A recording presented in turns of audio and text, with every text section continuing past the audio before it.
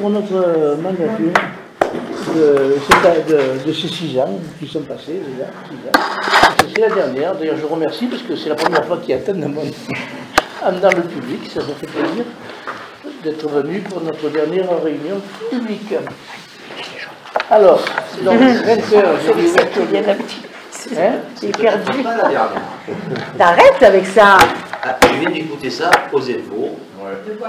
Par rapport Mais il est déjà dans l'air. au coronavirus, là, il est possible que les élections soient reportées. De combien? Ce soir, j'ai écouté ça. Donc c'est peut-être pas le dernier. C'est peut-être pas le dernier. Alors, Tu as fait la champagne. Alors, bon, j'ai mon pouvoir. s'il vous plaît, chef, s'il vous plaît. Bon, donc il me faut, comme à l'habitude, secrétaire de séance. Qui c'est vous? Mimi, c'est la dernière. Monique. Non, c'est Mireille. Et Michel, il a fait. Mireille. Jamais. Et Michel, il a fait ça. Jamais. Faudrait qu'il le fasse d'ailleurs. Jamais.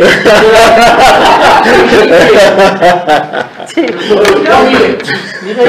À ne pas avoir pris de compte rendu Ah, bravo. municipal depuis mes 31 ans. Ah, ben Pas besoin de la dire. Bon, allez, s'il vous je ne plaît. serais pas arrivé à te le faire en faire. S'il vous plaît. Bon, donc c'est. Sont excusés. Alors, je commence. Sont excusés Véronique Lagier, l'enfant Nathalie. Y a-t-il des pouvoirs? On est tous au complet. Alors, le corps est largement atteint. On peut délibérer. Alors, en premier lieu, l'approbation du compte rendu du Conseil municipal du 29 janvier 2020. Tout le monde a reçu en temps et heure voulu. Y a-t-il des observations? Non. On passe au vote. Qui est contre? Abstention, unanimité. Merci.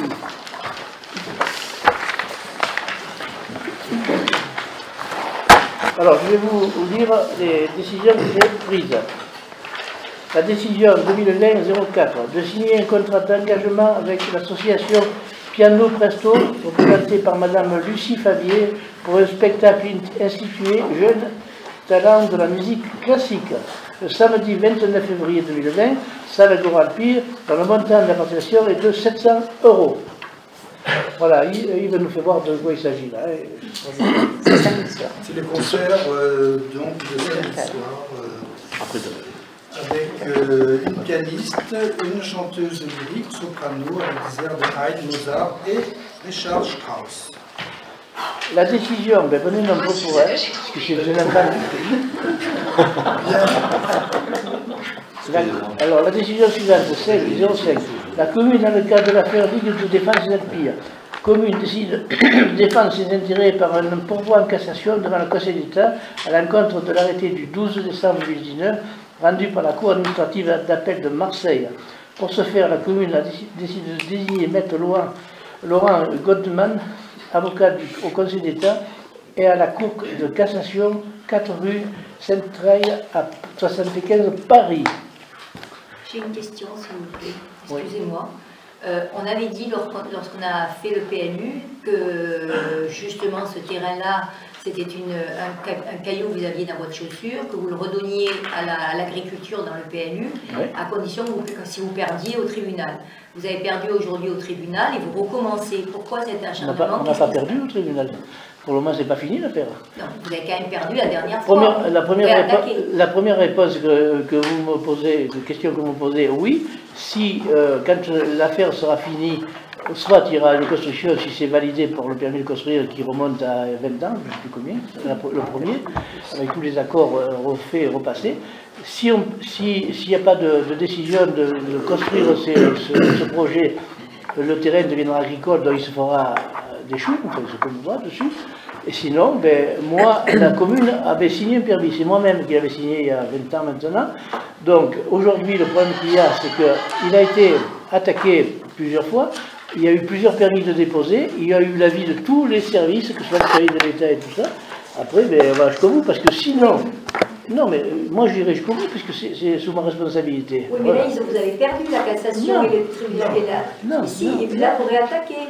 le 19 décembre, vous avez gagné ou vous avez perdu le 19 décembre? Non, c'était renvoyé, parce qu'il y a perdu, ce n'est pas fini, parce que même il y a 80, normalement, il y a 80% de chances, je n'emploie que ça, pour que ça soit rejeté. Il se trouve qu'il y avait un petit bémol de la part d'un avocat qui a été... parce qu'ils ont considéré que c'était la proximité, alors que ce n'est pas la proximité. Vous avez perdu. Donc vous relancez. Dites-le, c'est pas grave. Mais en décembre, vous avez perdu. Je ne sais pas si vous avez perdre. On se pourvoit en caisse. Voilà. C'est tout à fait dans le... Oui, non mais... Non, mais c'est Parce que le problème, Madame Calais, mais c'est déjà... mais le problème qu'il y a, Madame Calais, imaginons que je ne poursuive pas la commune, hein, parce que j'agis au nom de la commune. Imaginons que je ne poursuive pas, bon, et que le permis soit là. Le promoteur, c'est pas que je veux défendre le promoteur, qui a acheté le terrain, va se retourner contre la commune et demander des dommages et intérêts. Monsieur le maire, moi on m'a dit que non, parce que je me suis renseignée avant, et justement dans la mesure où c'est une juridiction qui a annulé les permis, et non pas la commune, le promoteur ne peut pas se retourner contre vous. Donc, donnez l'explication, vous avez peur que le promoteur se retourne contre vous, là je le comprends. Mais en l'occurrence, en décembre, vous aviez perdu et vous réattaquez pour une autre forme, mais vous réattaquez. Donc je pose la question, pourquoi cet acharnement? Vous me répondez et j'accepte votre réponse. La dernière fois, de mémoire, hein, je crois que ça avait été perdu sur la forme, et là, en fait... Non, ça c'était il y a longtemps. Non, là, c'est la dernière fois, et donc là, maintenant, c'est plus sur le fond, hein, parce que ça va être jugé en cassation. Que ça va être jugé en cassation. Donc, effectivement, le doute y est, effectivement, on l'a passé en zone agricole, donc ce qui est sûr, c'est que maintenant, il n'y aura plus de permis de construire derrière, donc ça, c'est quand même la bonne nouvelle. Et deuxièmement, effectivement, le pétitionnaire, lui, il y va. Donc le maire, lui, il a signé ce permis, donc il est valable. Hein, toutes les entités d'État ont validé ce permis. Ne pas suivre le pétitionnaire pourrait éventuellement, dans une action en justice, mettre à mal la commune. Ce qui n'est pas sûr, mais ce qui n'est pas sûr dans d'autres sens. Répondez, est-ce que le 19 décembre, le 12 décembre 2019, vous avez gagné ou perdu? Non, non, ben oui, la commune a gagné ou perdu? Non, non, elle a perdu. Voilà, c'est ça, oui, elle a perdu. Donc on avait dit, quand on a fait le PLU, que si la commune perdait au tribunal, on n'est pas au bout. Mais c'est pas fini. On n'est pas la justice donne droit au pétitionnaire le droit de poursuivre en cassation, et après ça va redescendre en appel, et là pour le coup je crois que c'est fini. Ah oui, ça c'est fini. On n'en parle plus. Voilà, c'est fini. Et pourquoi c'est fini? Et là, s'il repère par exemple, à la différence, il ne pourra plus jamais redéposer un permis pour que ça recommence pendant 4 ans. Alors vous attaquez, la commune attaque sur quel motif cette fois-ci alors? Vous suivez le pétitionnaire. Ah ben, s'il n'avait pas attaqué le pétitionnaire, on n'aurait pas attaqué. Écoutez, moi, quoi qu'il en soit, moi, ce permis a été délivré dans la légalité. Dans la légalité, c'est le droit le plus strict de la Ligue de France Alpes d'avoir attaqué ce permis. Je vous rappelle quand même que le permis a été attaqué parce que le maire de Mossane avait signé le permis, c'était moi, et il n'y avait pas mon nom, mon prénom. Voilà pourquoi il a annulé le permis. Faut le faire, hein. Monsieur le maire, ça, bon, oui. Mais et puis c'est pas il y a 20 ans, ouais, c'est en 2015. Les pouvoirs que j'ai jusqu'à aujourd'hui, encore quelques jours encore, me permettent d'attaquer, j'ai pas besoin de l'avis de... Ah mais tout à fait, mais voilà. je pose la question en tant qu'élu. Non, parce que... En tant qu'élu, c'est surtout, moi je trouve que ce qui est important, c'est de préserver la commune dans l'avenir. Donc, oui, donc de toute façon, voilà, le doute, il y a un doute, juste pour finir, si je peux, le doute est que si on ne suit pas le pétitionnaire, que le pétitionnaire perd, il peut se retourner contre la mairie, parce que la mairie n'a pas été jusqu'au bout de la procédure pour défendre le permis qu'il avait signé, qu'on a signé, je veux dire que la commune a signé. Donc le pétitionnaire serait en droit d'aller contre la mairie. On est d'accord que la situation d'il y a 20 ans et celle d'aujourd'hui n'est pas la même. Les 150 logements à Montblanc, moi je sais pas, mais c'est ça. C'est pour ça que je ne comprends pas pourquoi on continue. Mais j'ai donné la raison. Si je comprends, on continue parce que si éventuellement on peut être attaqué par le promoteur sur dommages et intérêts, c'est ça? C'est ça. Pourtant, je vous rappelle, moi on m'a dit le contraire. La justice fait aussi que le permis a été signé par tous les services de l'État, a été signé par le maire, a été validé par tout le monde, et il est attaqué et il risque d'être perdu. Comme quoi, même quand l'État valide. On dit qu'on peut très bien, un permis peut être annulé parce que les lois ont évolué. Aujourd'hui, en ce sens, quelque chose qui a été validé en 2015 par rapport à 2020, les lois règlements ont évolué, donc on peut comprendre, et c'est la raison pour laquelle d'ailleurs, lorsqu'un permis est annulé en juridiction, le promoteur ne peut pas se tourner contre la commune, parce qu'en la fait, justice,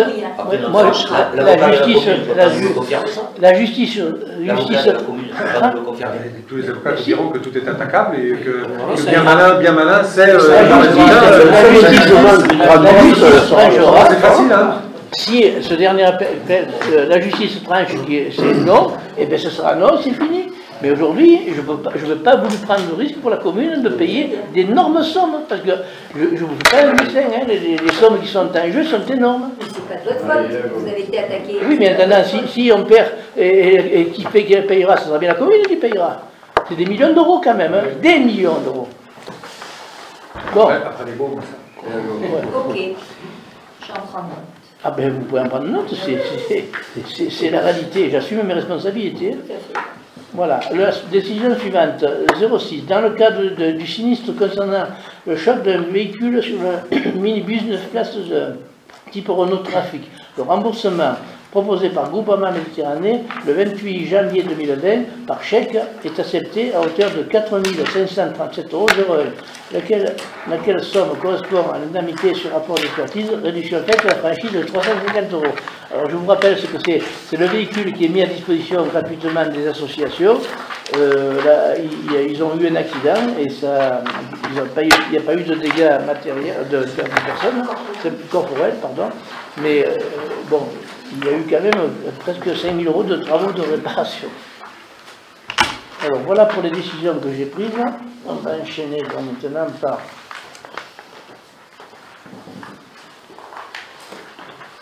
Alors, il y a l'approbation du compte de gestion. Ah oui, donc comme je devrais sortir pour les votes des comptes de gestion administrative, je propose disons, mon premier adjoint d'être élu à ma place pour assurer le bon fonctionnement des comptes de l'administration de gestion. Alors, à moins que quelqu'un veuille se présenter à sa contrôle, eh bien à sa place. S'il n'y a personne d'autre, on va voter pour. Contre, abstention, il n'y en a pas, donc il est élu à ma l'unanimité. Bon, après c'est là que je sors mon pas. Non, là c'est une compte de gestion, il faut encore rester. Je peux encore rester.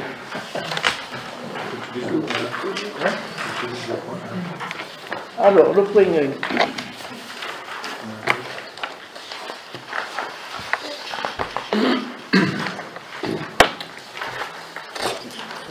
Donc, j'indique à l'Assemblée qu'en application de l'article L 2121-14 du CGCT, dans la séance à compter administrative et débattue, le conseil municipal doit élire son président. En effet, le maire a... C'est le point 2.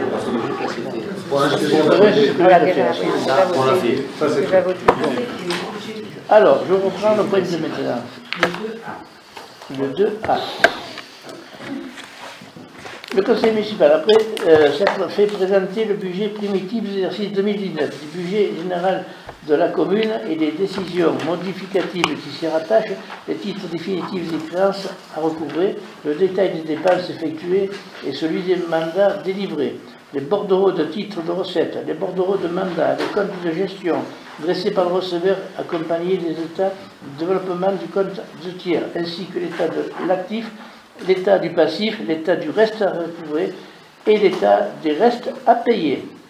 Après s'être assuré que le receveur a repris dans ses écritures le montant de chacun des soldes figurant au bilan de l'exercice 2018, celui de tous les titres de recettes émis et celui de tous les mandats de paiement ordonnancés, et qu'il a procédé à toutes les opérations d'ordre qu'il a lui été prescrit de passer dans ses écritures, statuant sur l'ensemble des opérations effectuées du 1er janvier 2019 au 31 décembre 2019, celles relatives à la journée complémentaire, statuant sur l'exécution des budgets généraux de la commune de l'exercice 2019 en ce qui concerne les différentes sections budgétaires, statuant sur la comptabilité des valeurs inactives.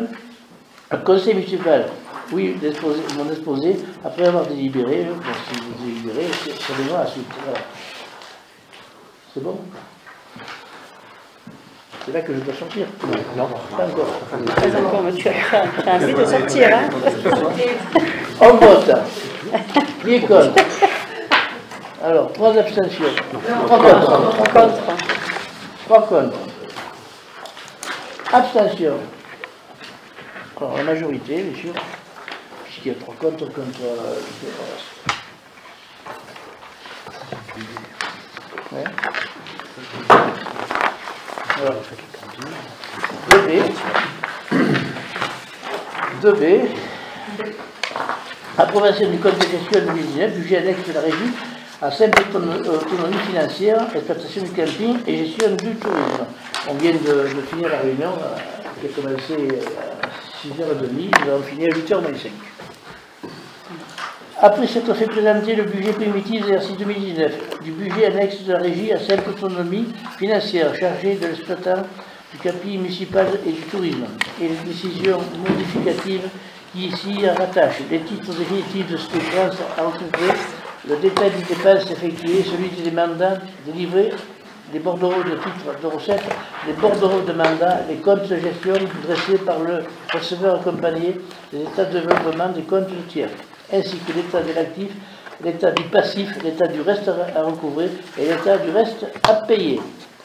Après s'être assuré que le receveur a repris dans ses écritures le montant de chacun des soldes figurant au bilan de l'exercice 2018, celui de tous les titres de recettes émis à celui de tous les mandats de paiement ordonnancés, et qu'il a procédé à toutes les opérations d'ordre qui lui a été prescrit de passer dans ses écritures.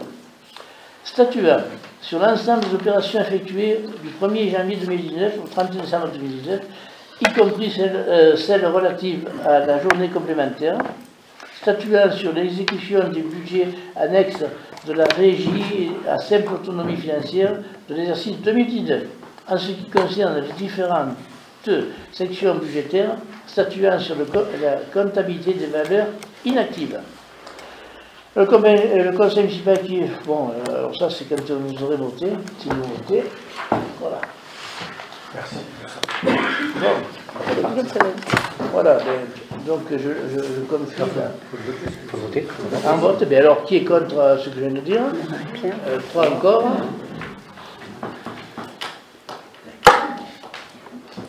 Abstention, et le reste majoritaire, unanimité. Majorité. Voilà. Allez, sors.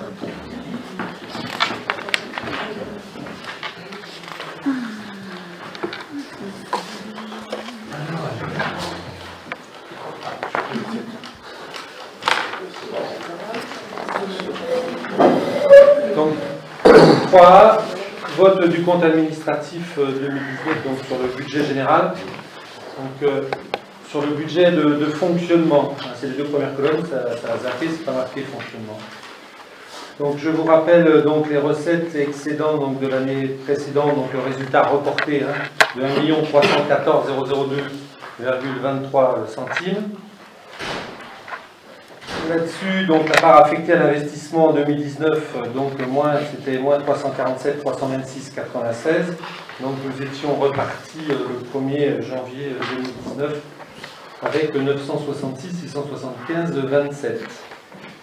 Dans les opérations donc de l'année 2019, en dépenses, on a donc eu 2 848 725,19 pour des recettes pour l'exercice 2019 de 3 172 195,27.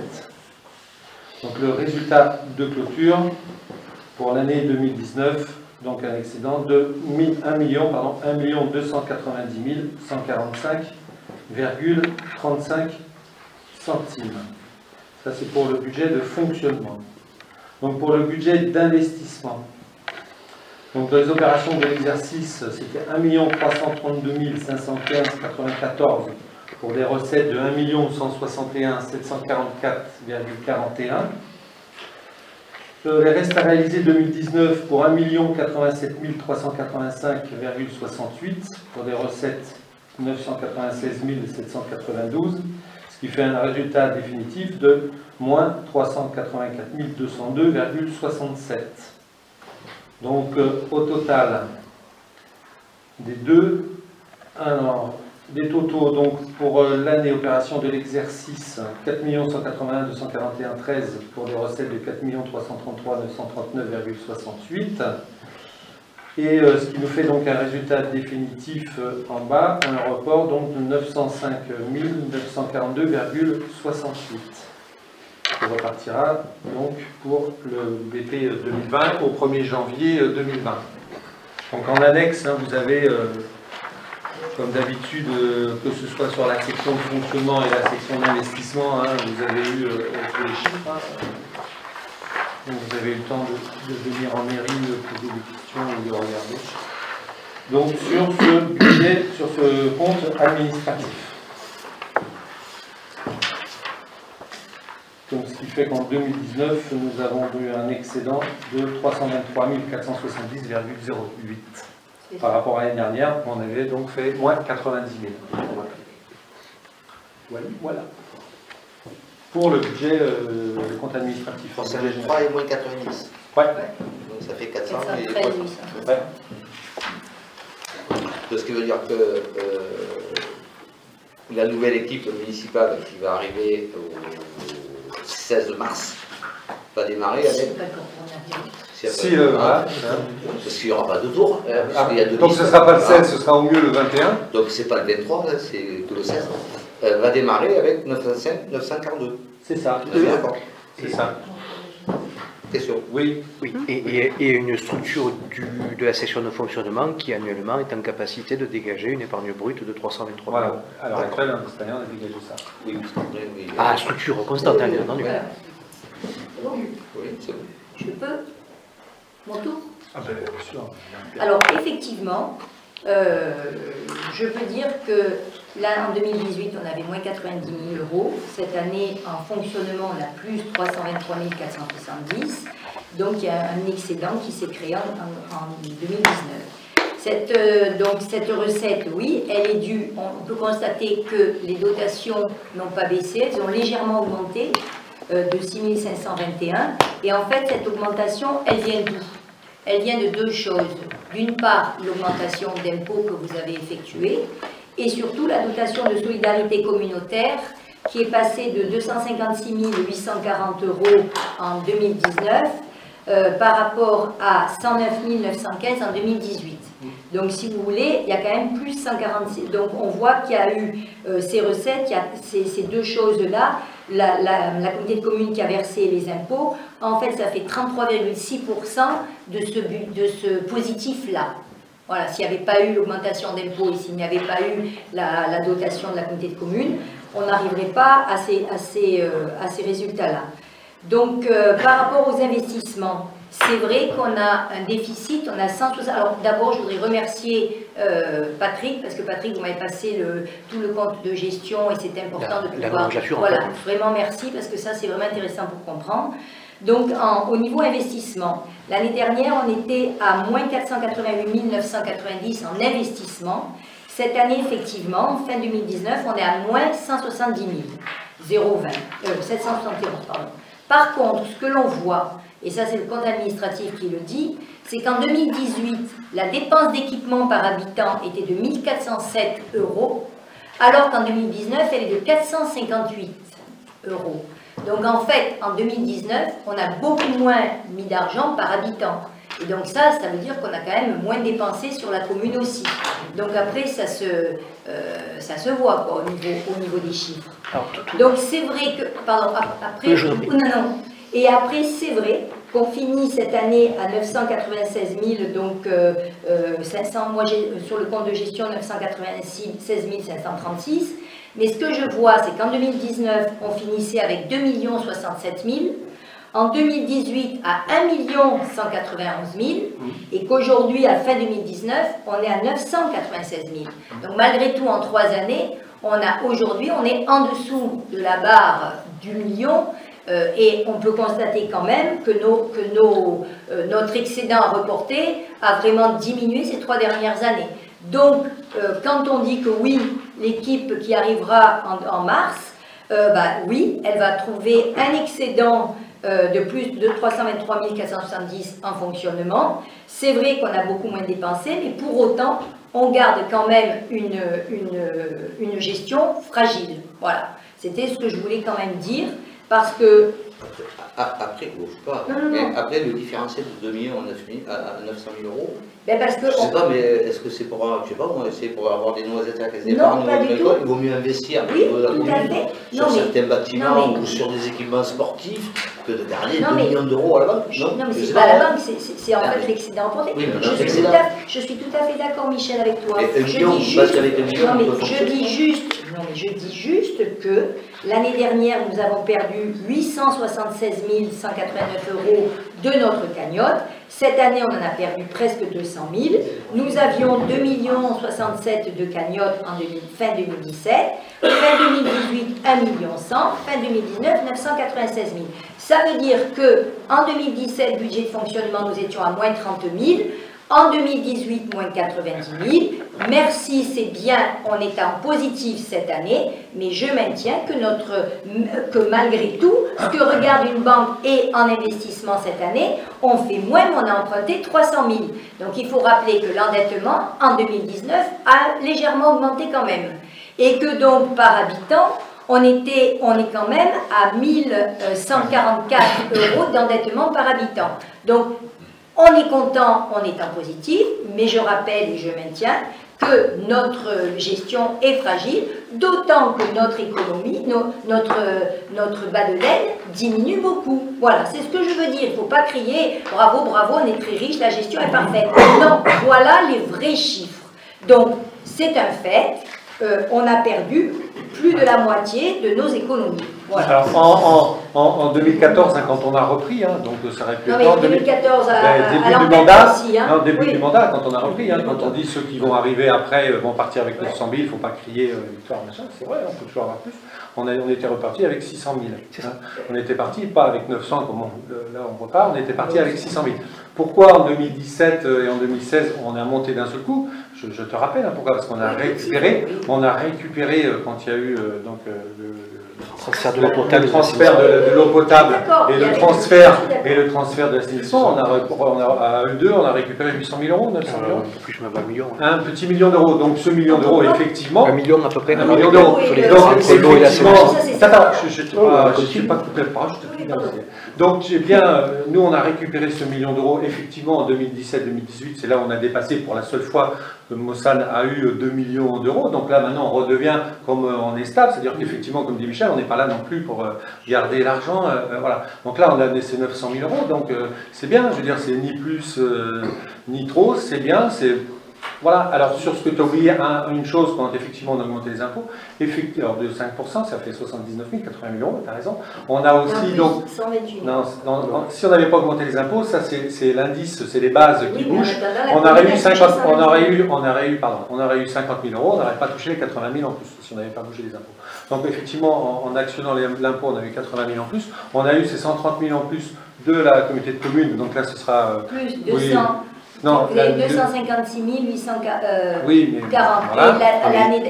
Et en 2020, on aura à nouveau 146 920. Voilà, ça sera là. Et aussi, ce que tu as oublié... Non, à tous. Non, mais c'est une répartition. C'est la fameuse répartition. C'est la fameuse répartition. Et le troisième élément... 3 millions ont été répartis. Ça a mis un peu du beurre dans les épinards de toute c'est le fonds de concours qui a... Et la troisième chose que tu oublies quand même, c'est que sur notre budget 2019 et même avant 2018, on a fait des économies sur le fonctionnement de 130 000 euros. On a diminué beaucoup, tous autant qu'on en est, beaucoup de choses.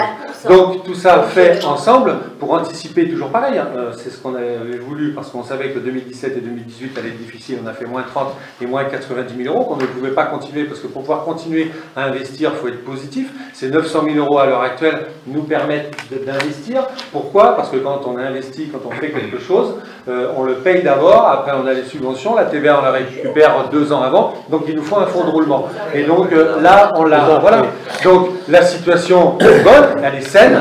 voilà, elle pourrait être 100 fois mieux, elle pourrait être 100 fois pire. Mais en tout cas, ça va bien. Je dis les choses. Non, mais tout à fait, mais je dis la même chose, je dis exactement la même chose. Voilà. Chacun a sa façon. Je voulais juste pour ma compréhension un point sur les dépenses d'équipement par habitant. Vous ne comptabilisez pas les restes à réaliser par contre. Ouais. Je compte vous êtes sur les dépenses dans l'information générale du compte administratif. Donc sur les dépenses du CA, en fait, pas sur les restes à réaliser. Voilà. Parce que vous avez vu que cette année on a un gros stock de restes à réaliser. Alors oui, justement, et je voulais vous poser la question, par rapport, le département vous a validé donc les 1,1 million du CDDA. Sur la tranche 2019. Ce million-là a été comptabilisé, donc est rentré dans la comptabilité va rentrer dans 2020 ou alors, 2019. Il est donc, par exemple, on va prendre un exemple de la tranche 2019, le stade, 330 et quelques mille euros, il est pour nous en reste à réaliser recette. Pourquoi? Mais on a aussi de la dépense, c'est pour la question de l'heure. En fait, cette année, le CA au 31-12, ce sont les dépenses payées. Donc facture reçue, dépenses payées. On va prendre l'exemple de la crèche. La crèche a coûté 500 000 euros à peu près. Les travaux sont bien terminés. Donc les 500 000 euros, ils sont bien à prendre en compte au titre des dépenses d'équipement par habitant. Par contre, au 31-12-2019, au CA, vous ne trouvez pas 500 000 euros. Vous les trouvez moins. Pourquoi? Parce que les décomptes finaux, on a réceptionné en partie mi-décembre et encore des lots début janvier, donc les décomptes finaux viennent après. Donc on a des restes à réaliser en dépenses, mais qui sont des dépenses faites, réalisées sur le terrain. Et après, effectivement, en recette, on a la... Non, mais la validation, quand on vous valide un montant qui correspond à des travaux qui ne sont pas faits, certes, mais ce montant-là, vous l'englobez, quand vous touchez à une année précise, vous l'englobez dans le budget de l'année. Dans le budget prévisionnel. Prévisionnel. C'est ça. Voilà. Par contre, au CA, si on a encaissé la subvention, donc elle apparaît dans les recettes encaissées, et si par contre on n'a pas encaissé, mais qu'on a réalisé les travaux en dépenses, on la compte en reste à réaliser. Par contre, si on n'a pas du tout réalisé les travaux, ça peut être le cas, on a une opération, on a des subventions, on a décidé de la décaler dans le temps, on n'a engagé aucune dépense. Là, dans les restes à réaliser recettes, on ne la met pas. Sinon, on a une insincérité de l'État. Ça veut dire que le 1,1 million qui a été validé en octobre, vous l'aviez comptabilisé, enfin vous l'aviez rentré dans le budget, dans le prévisionnel du budget 2019. Pour partie. Par exemple, on avait prévu le stade de faire que l'aire de jeu. Donc, on a rentré que la quote-part de subvention correspondant à l'aire de jeu. Le camping, par exemple, on n'est prévu que de faire de la maîtrise d'œuvre, pas du tout de travaux. Donc, on n'a rentré aucune subvention concernant les travaux.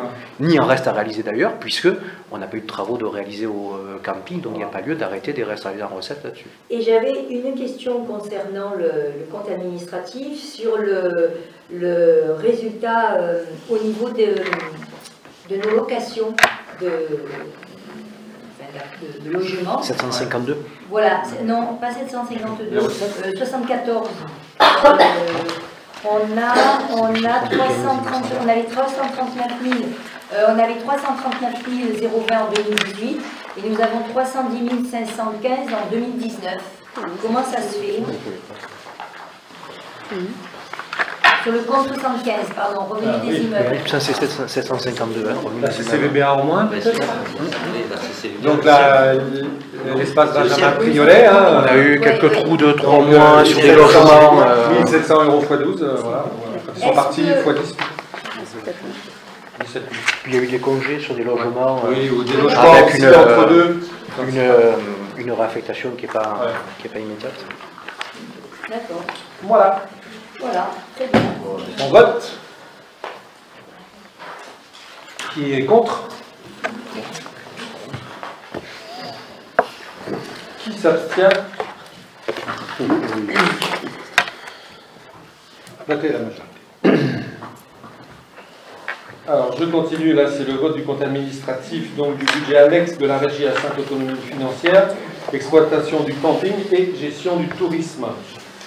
Donc l'opération de l'exercice en dépenses 444 954,53, en recettes 474 531,34, donc un résultat de clôture de plus 14 523,32, en sachant que donc il y avait un résultat reporté négatif, un résultat reporté négatif de moins 15 053,49, ce qui fait donc un résultat définitif de plus 14 523,32 centimes.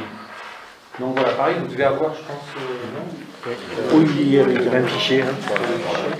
Je vais en faire un fichier, donc c'est quelque chose qui a été validé à la majorité il y a une petite heure. Alors je redis, permettez-moi de redire ce que j'ai dit tout à l'heure. Je suis désolée, oui c'est un résultat positif, mais parce que en fait cette année, au mois de novembre, on a validé une subvention supplémentaire de 33 000 €. Donc la subvention de fonctionnement n'était pas de 52 000 € comme les autres années, mais de 85 000 €. Donc aujourd'hui, on a un résultat positif, mais si on enlève les 33 000 € au résultat donc, de cet exercice, eh bien on serait à moins 18. Donc là encore une fois Christine, c'est pas contre toi, je comprends, vous voulez faire de l'analytique, mais on nous a toujours dit régie, camping, office. Aujourd'hui, si le budget général ne paye pas le fonctionnement de l'office du tourisme, eh bien, on est dedans. Alors qu'en fait, avant, ils pouvaient le payer. Alors après, c'est peut-être un choix, mais en tout cas, aujourd'hui, si on enlève les 33 000 € de la subvention que nous avons donnée, et sur les 6 ans, c'est la première fois qu'on a donné une subvention de fonctionnement, les 52 000, une augmentation. Mais une augmentation telle, si vous voulez. Oui, dans 33 000, oui, c'est vrai, mais 33 000, c'est pas rien. Eh bien, nous serions en négatif. Et l'année dernière, je vous rappelle, moins 8 000 € en 2017, moins 15 000 en 2018. Bon, aujourd'hui, moins 14 000 parce qu'en fait, on a fait des jeux d'écriture. Voilà, pour moi. Alors, je vais répondre ce que j'ai répondu tout à l'heure, puisqu'on en a parlé il y a 1 heure à peine. C'est vrai que la régie du tourisme gère sous une seule et même entité le camping et l'office de tourisme. Donc, qui dit même entité dit même budget. Depuis quelques années, notre souhait et le souhait de tous les membres du conseil d'exploitation, et Marie-Pierre, toi aussi, la COEA, était d'avoir une comptabilité analytique qui nous permettait d'avoir une transparence dans la visibilité de ce budget. Puisqu'on a un budget global, il faut qu'on puisse savoir quelle est la part des recettes et des dépenses du camping et de l'office du tourisme. C'est ce qu'on a vu tout à l'heure. En dépenses, on a un total de, c'est vrai, 444 954 €. On a fait l'éclatement des dépenses suivant les clés de répartition qu'on avait tous validées depuis déjà 4 ans. Le camping en dépenses est à 346 195 € et l'office du tourisme, ça correspond donc à son fonctionnement, 92 957. Le camping, lui, a des recettes. Forcément, c'est un établissement commercial. L'office de tourisme est un service public administratif. Il n'a pas de recettes propres. Donc, les recettes de l'office du camping, sur le total des recettes qui s'élèvent à 474 531 €, les recettes du camping sont de 378 000. Donc on voit qu'en dépense, le camping est à 346 195, et en recette à 378 537. Le camping assume parfaitement son fonctionnement. L'office de tourisme, quant à lui, qui est un service public administratif, n'a pas de recettes propres. La taxe de séjour, elle est perçue par la commune, elle va au budget général. Pour 2019, elle a été de 53 000 €. Et c'est vrai que nous avons versé depuis toujours une subvention à la régie, une subvention qui est pour subvenir au fonctionnement de l'office de tourisme. Et nous avons, grâce à cette comptabilité analytique, affiné les chiffres et nous avons décidé, c'est vrai, en novembre, d'affiner et d'augmenter cette subvention, de la passer de 52 en augmentant de 33 000 à 85 000 €. Pourquoi ? Pour assumer le fonctionnement de l'office de tourisme. Puisqu'on voit qu'en dépense, l'office de tourisme, son fonctionnement est de 92 000 €, c'est un choix, c'est d'assumer le fonctionnement de l'office de tourisme, de ne pas le faire supporter par le camping. Et quand on a, je pense, une activité touristique qui génère 15 millions d'euros de retombées sur le village, on ne va pas mettre en doute l'analyse du département, c'est le comité départemental du tourisme. Oui, mais justement, Christine, alors je suis désolée, 15 millions, je l'ai demandé, justement, quand tu en as parlé l'autre jour, je l'ai demandé à Provence Tourisme. C'est une analyse qui a été faite, une étude qui a été faite en 2011, ils sont en train de la refaire, c'est au niveau de toutes les Alpilles. Alors, ça n'a pas été fait en 2011, c'est beaucoup plus récent que ça. Moi, l'analyse, je l'ai, je la tiens à la disposition des personnes qui veulent la voir. Elle a été faite par une matrice qui est extrêmement précise et qui analyse les dépenses des touristes, seulement des touristes qui résident dans le village, pas ceux qui sont de passage. Spécialement sur Mossad. Tout à fait, oui. C'est une matrice qui s'applique à toutes les communes. Hein. Ah oui, c'est vrai.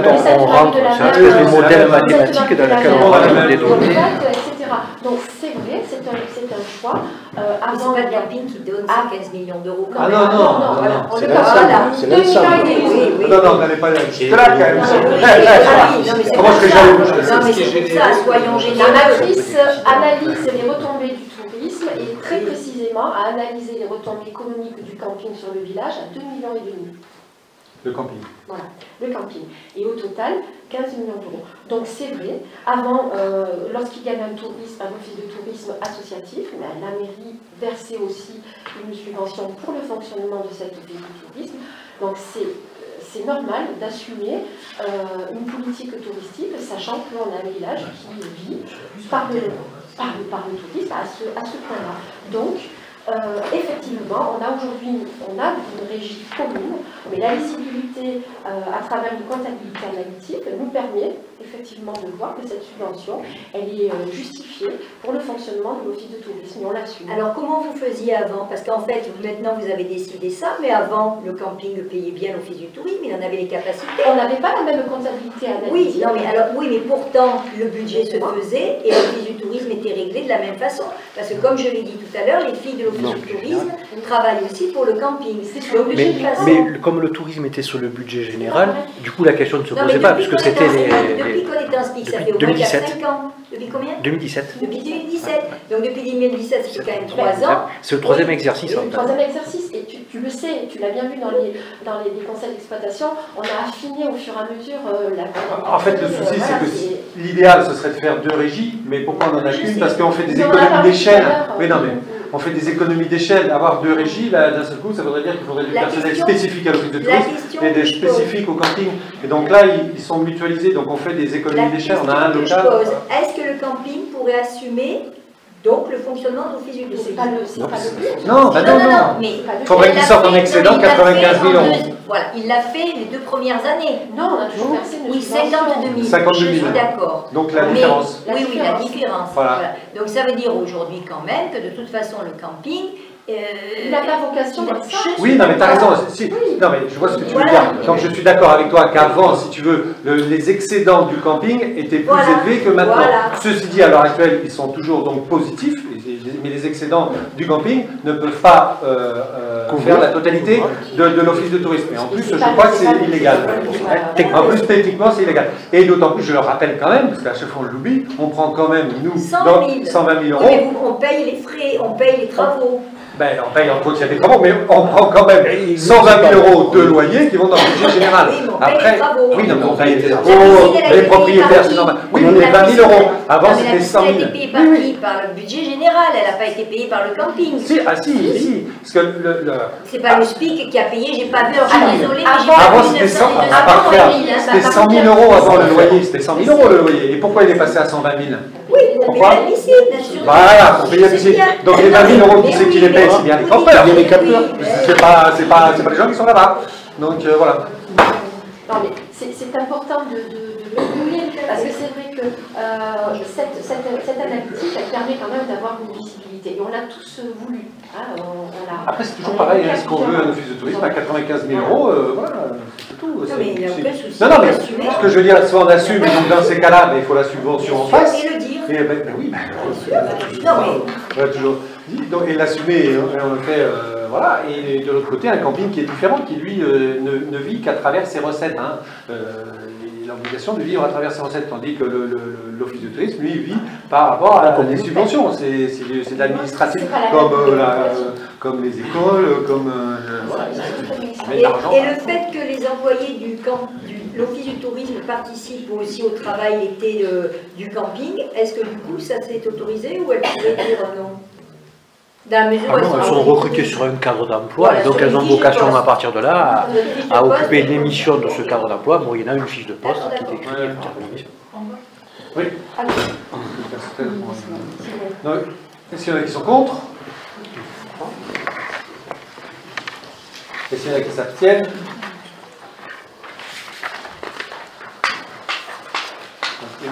À la majorité. Est-ce que quelqu'un a la gentillesse de rappeler M. Sautel?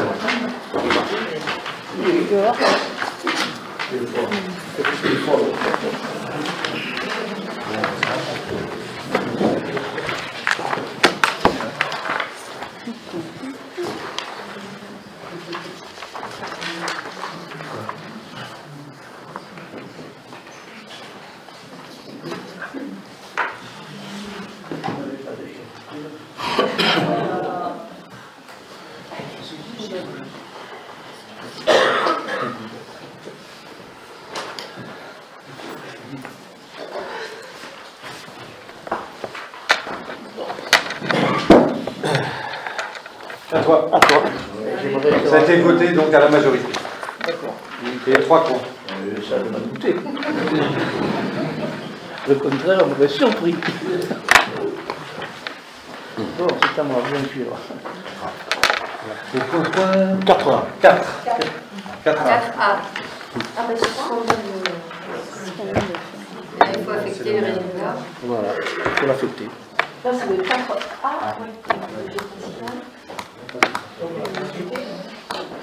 Alors, le 4A, affectation du résultat du budget principal. Je rappelle aux membres présents du Conseil municipal l'un des principes de l'institution budgétaire et comptable M14. Lors de l'établissement du budget, il est possible de prévoir un autofinancement qui permet de financer pour partie les dépenses de la section d'investissement. L'exécution budgétaire du virement n'intervient qu'après constatation au compte administratif d'un excédent de fonctionnement au moins égal à l'autofinancement prévu. La section d'investissement faisant apparaître un solde d'exécution déficitaire correspondant aux besoins de financement. Après constatation du résultat de fonctionnement, l'Assemblée délibérante peut affecter ce résultat en tout ou partie, soit au financement de la section d'investissement, soit au financement de la section de fonctionnement. Un rapport de l'exécution de l'autofinancement s'effectue au vu de la délibération de l'Assemblée affectant le résultat. Pour le budget général de la commune, la section de fonctionnement présente un excédent de clôture à la fin de l'exercice, soit de 2009, soit 1 290 145 et 35 centimes. Je propose d'affecter ce exercice 2020 ce résultat de la façon suivante. 384 202,67 en besoin de financement de la section d'investissement par émission de titres de recettes à l'article 1068. 905 942,68 reporté un excédent de fonctionnement, ligne R002. Alors si vous êtes d'accord, on va voter d'abord maintenant.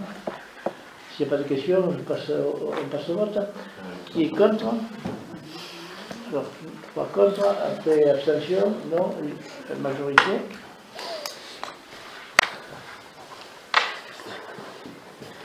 Alors, c'est à toi, Christine. Donc, affectation du résultat, budget annexe de la régie à simple autonomie financière, exploitation du camping, gestion du tourisme. Je rappelle aux membres présents du conseil municipal l'un des principes de l'instruction budgétaire et comptable M4, applicable aux services publics locaux à caractère industriel et commercial, soit à la régie à simple autonomie financière chargée de gérer l'exploitation du camping municipal et romarin et de l'office du tourisme.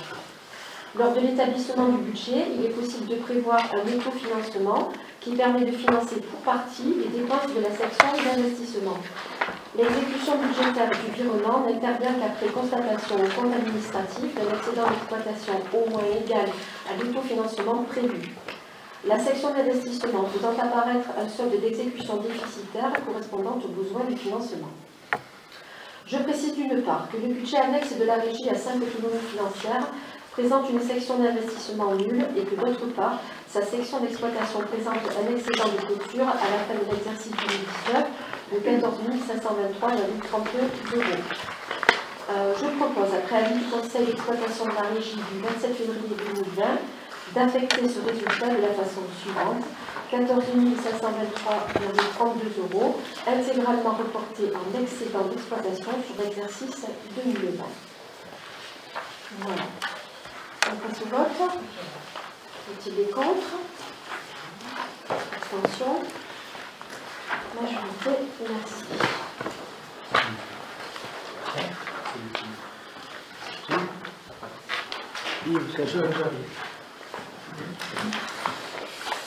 On a fini au niveau du budget. Alors, je rappelle à l'Assemblée que lors du Conseil municipal du 27 octobre 2016, un comité consultatif pour la restauration du petit patrimoine non protégé de la commune a été créé et composé des membres de la commission Culture, Tradition, Patrimoine, d'une part, et d'autre part, de personnes qualifiées qui apportent leur connaissance dans ce domaine.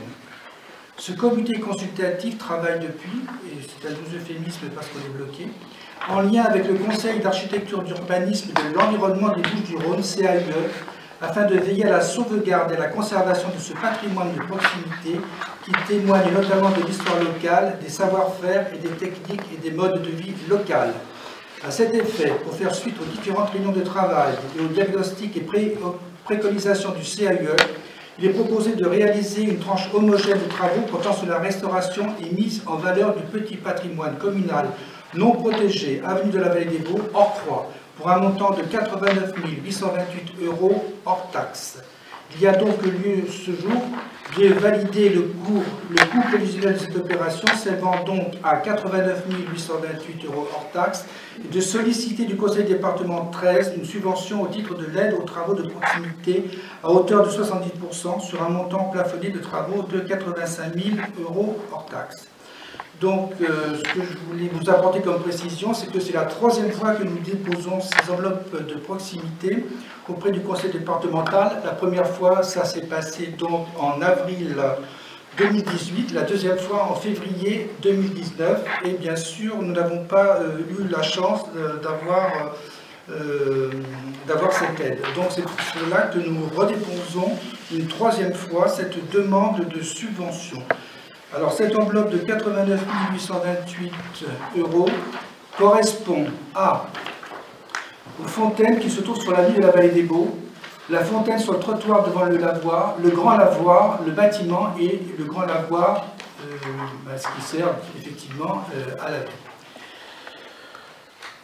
ville. Donc, voilà, je vous propose donc de bien vouloir consentir à ce qu'on redépose une nouvelle enveloppe de proximité concernant ce petit patrimoine. Il me semble quand même que vous avez eu sur le petit patrimoine une enveloppe de proximité de 30 000 €. Comme je te l'avais dit une fois, il faudrait rechercher. Vous aviez... C'était la mise en... Enfin, c'est pas le même dispositif. Je crois que c'était la fontaine des 4 saisons. La fontaine des 4 millions, en tout cas, ça faisait partie d'une enveloppe de proximité. Non, c'est de l'aide à la restauration du petit patrimoine rural non protégé. D'accord, mais vous aviez peut-être pas, parce que vous aviez dit que vous aviez eu un problème avec le CAUE. Tout à fait. Et donc, vous aviez fait une demande d'un petit montant, et alors que vous avez, après, vous avez dit, mais le CAUE s'est trompé, etc. Alors, bon, quant au département, il y a eu d'autres subventions accordées, et voilà. Non, mais on est tout à fait d'accord, puisqu'au départ, effectivement, le CAUE avait évalué à 85 400. Après, nous avons rectifié, nous sommes montés à 136 530 avec des architectes du CAUE. Et en définitive, pour aboutir la dernière fois à environ 170 000 € hors taxe, à peu près, voilà, avec le CAUE, avec M. Géraldi du CAUE. Donc il y a eu des problèmes avec le CAUE, on est bien d'accord. Non mais c'est pas. Moi ce qui me désole, c'est que voilà, nous en sommes là. Et je vais porter quand même quelques photos. Une petite fontaine. Voilà. Mais ça c'est l'incivilité, c'est les gens qui sont seuls aussi. C'est la misère, ça. Je suis d'accord. Là, ici, voilà. Moi, j'ai des riverains qui me demandent pourquoi on ne répare pas. Je dis parce qu'on attend justement des subventions. Donc, il y a des choix aussi. Non, mais je suis tout à fait d'accord. Je suis tout à fait d'accord. C'est quand même regrettable, c'est quand même regrettable que 3 fois on dépose des enveloppes de travaux de proximité et on n'a rien. Vous êtes la représentante du département, 6e vice-présidente. Vous devriez nous aider, vous ne le faites pas. Monsieur le maire, ben oui. Vous dites ça, au mois d'octobre, on vous a validé 1,2 million. Mais 1,2 million. Et je regarde. Alors là, on va y venir là-dessus sur 1,2 million. Mais en rapport de ce qui est attribué, simplement. Oui, laissez-moi, je vous donnerai la parole après, s'il vous plaît. D'accord? Parce que un peu faire croire que vous nous aidez, c'est pas vrai. Donc, mais oui, vous nous aidez? Bien sûr. Oui, le rond-point que vous avez attendu 20 ans. Oui. Je suis arrivée en 2015, en 2017, vous le faisiez. Ah ben c'est grâce à vous. Non, mais en tout cas, oui, j'ai beaucoup aidé parce que vous étiez, c'était, vous disiez, vous le rond-point, si avec l'ancien responsable du département, ils auraient coûté 0, parce que justement on a changé. Ah ben oui, vous étiez amis. Oui. Non, amis. Non, c'était logique. C'est deux voies départementales qui se croisent, et les ronds-points doivent être plus gratuits. Ça n'a eu depuis 2015. Monsieur le maire, quand même, soyez correct. Bon. Je suis correct, parce que là c'est que le début. Hein. Si vous voulez que je dise ce que j'ai à dire, on s'expliquera. Allez-y, moi aussi. Non, mais je suis. Non, c'est pas vraiment. Est-ce qu'on peut revenir revenons à notre enveloppe de proximité, ça sera très bien. On est sur une petite fontaine. Voilà. On est sur 90 000 euros. Michel voulait poser la question, on n'a pas donné tout à la parole. Sur le budget. Du coup, il n'a plus de questions à poser. Non, mais c'était par rapport au budget d'avant. Donc voilà, je vous demande donc d'adopter les coûts professionnels de l'opération s'élevant à 89 828 € en taxes et demander une subvention au conseil départemental, aide aux travaux de proximité, 70% plafonné une dépense de 85 000 €, soit 59 500 €. Autofinancement de la part de la commune, 30 328 € TVA en plus. Qui est contre? Qui s'abstient? Unanimité, je vous remercie. Encore à toi. Alors c'est le même programme sur la deuxième phase qui elle porte sur tout ce qui n'est pas sur l'avenue de la Vallée des Baux, alors les fontaines qui sont sur rue Simon Barbier, le parking Charles Piquet, ensuite et les croix qui sont place de l'église, la statue de la Vierge au-dessus du Destet, et une croix qui se trouve sur les Calanques. Et cette enveloppe de proximité est d'un montant de 86 476 € hors taxe. Oui. Non, Saint-Marc dépend de la DRAC, c'est-à-dire de la Direction régionale des affaires culturelles. Donc il ne concerne pas du tout cette enveloppe de proximité. Donc il a été visité par le CAUE, par M. Marsotti, quand il avait fait le bilan de la l'église. Tu te rappelles, Alex? Voilà. Donc ça, c'est quelque chose qu'il faudra aussi prévoir parce qu'il est en très mauvais état. Et pour l'instant, on n'a pas... voilà, donc ce sont effectivement des choix. Je voulais simplement souligner toutefois que le fait qu'on n'obtienne pas ces subventions, ce qui retarde les travaux, fait qu'on risquait de perdre une subvention de la région pour la mise en lumière du Grand Lavoir. Donc, sur un total estimé de 21 900 €, le parc naturel nous versait 10 à 520 €, charge à la commune d'un autofinancement de 4 380 €. Alors, afin de ne pas perdre cette subvention, nous avons écrit à M. Mangion, qui est le président du parc naturel régional des Alpilles, de se positionner comme maître d'ouvrage pour réaliser ces travaux avant octobre 2020, qui est la date d'échéance. Mais Yves, quand on demande une enveloppe de proximité, vous pouvez que la mairie peut tout à fait commencer à faire les travaux, hein? On l'a fait l'été dernier avec la piscine, les filtres. À la piscine, on l'a fait. On l'a jamais eu. On a fait. Alors, si tu veux, après ça calme. Pour maintenir la piscine ouverte, on a fait l'avance des travaux des filtres. Et on a eu zéro. C'est normal. Laissez-moi dire, c'est normal, monsieur le maire. Vous avez dit à la présidente que vous ne vouliez pas faire les travaux. Là, vous écoutez. Oui. Non. Mais oui, vous avez dit. J'ai dit à la présidente. Non, mais j'ai dit à la présidente, si, non, mais attendez, j'ai dit à la présidente qu'on ne pouvait pas investir 700 000 euros, on ne pouvait pas investir 700 000 euros, qu'on a préféré donner la priorité au stade qui avait 300 enfants avec toute l'année de fonctionnement, alors que la piscine tourne 2 ans et demi. Grâce à l'ARS, nous a permis d'ouvrir sans faire les travaux, et il fallait faire des filtres. On a fait l'avance des filtres et on a eu 0. Voilà. Conclusion, presque 100 000 euros de déficit pour 2 mois et demi. Ouais. Constat, c'est ça. Voilà. Et là, bon. Donc, pour revenir... Oui, alors, il doit finir. Est-ce que vous êtes d'accord que on demande une subvention auprès du conseil départemental de 59 500 €, le reste étant bien sûr en autofinancement assuré par la commune à hauteur de 26 976 €, TVA en sus pour cette deuxième tranche. Et on fait des routes en ce moment, et on paye à 70% par le département. Je crois que vous avez fait pas mal, la Miole, les Rigaud, oui, etc. Là, non, pas le Talon, aussi. Vous avez eu dans l'octobre. Si. Non, mais vous avez eu aussi. Mérigot, c'est le stade. Et tu sais combien on a eu? Combien on a eu à Mérigot? Combien? Non, mais on a... Combien on a eu à Mérigot? De quoi on a eu? De subvention. Département. 35%. Mais parce que vous avez eu l'État 35%, vous ne pouviez pas dans le cadre du SUDAL demander plus, c'est ce qu'on avait dit au conseil municipal. Par contre, vous avez eu des enveloppes de proximité, de chemin, pas mal, hein? On en a eu deux. Oui, mais... Voilà, donc vous ne pouvez pas dire... Oui, non, mais on peut dire aussi que ces mêmes chemins, on les avait déposés en 2018, on en a eu 0. Mais bon, on va pas refaire.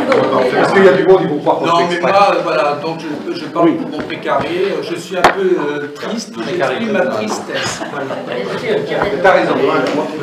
Je sais pas, mais le cumul des mandats, des fois, ça fait aussi des problèmes au niveau des communes. Bon, par contre, les fontaines et les machins, c'est la visibilité et ce qu'on propose à nos touristes l'été. Et ça fait X.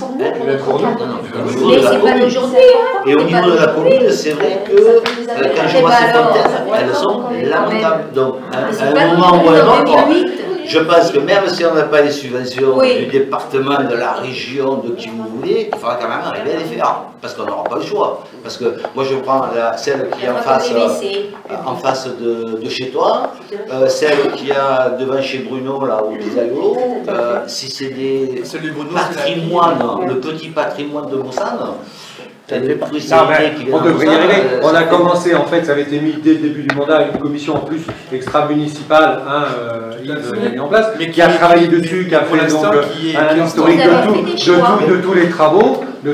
Après, effectivement, on a déposé petit à petit des demandes de subventions pour équilibrer notre budget chaque année. Après, voilà, la chance, on les a pas eu. Mais on en a eu la fontaine des 400. On est en train de monter en image au niveau du tourisme. À un moment donné,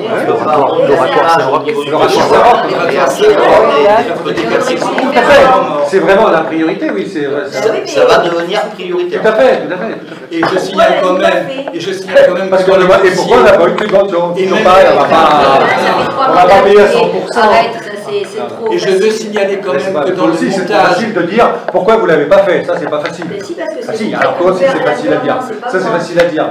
Non, et je voulais souligner que dans le montage justement des dossiers pour être classés station touristique, on nous a demandé quel était notre patrimoine, et il a fallu le recenser. Genre c'est vrai que... Là, ce qui est bien ce soir, c'est que tout le monde est d'accord pour qu'enfin on puisse le finaliser. Donc tant mieux. Donc tout le monde va nous aider. Là ça va se faire. Voilà.